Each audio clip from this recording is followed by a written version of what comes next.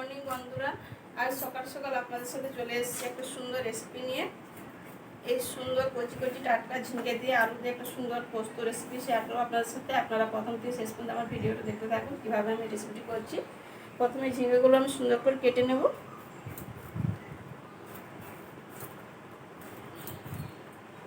একদম নরম ঝিঙেটা বন্ধুরা, এরকম নরম নরম ঝিঙে দিয়ে খুব সুন্দর এই পোস্ত খেতে। মধ্যে কড়াই চাপিয়ে দিয়েছি, কড়াই গরম হয়ে গেছে, কড়াইয়ের মধ্যে দিয়ে দেবো সরষের তেল। আজকে এই পোস্ত রেসিপিটা করবো সম্পূর্ণ নিরামিষ।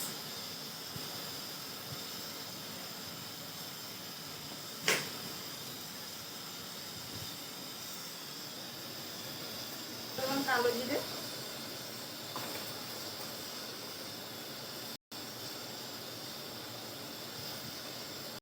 জিরে দিয়েছি, ভালো করে ফোড়নটি করে নেবো।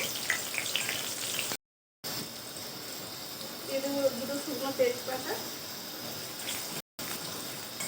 দিয়ে দেবো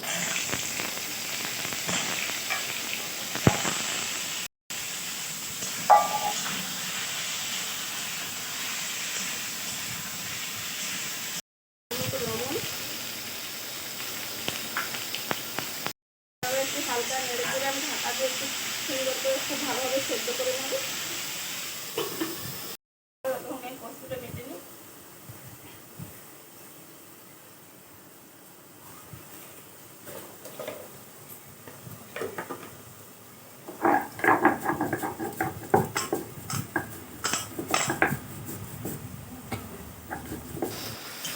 বন্ধুরা দেখুন আলু এবং ঝিঙে খুব ভালোভাবে সেদ্ধ হয়ে গেছে।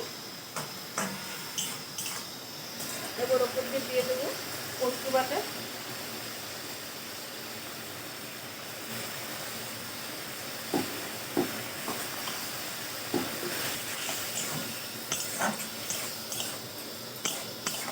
পোস্তটা দিয়ে বন্ধুরা খুব সামান্য একটু জল দিয়ে 2 মিনিট মতো ফুটিয়ে নেবো, তাহলে আলু পোস্তটি হয়ে যাবে। আলু পোস্তটি সম্পূর্ণ সাদা সাদা করেছি, পোস্তটা বন্ধুরা সাদা সাদা হলে ভালো হয়। তাই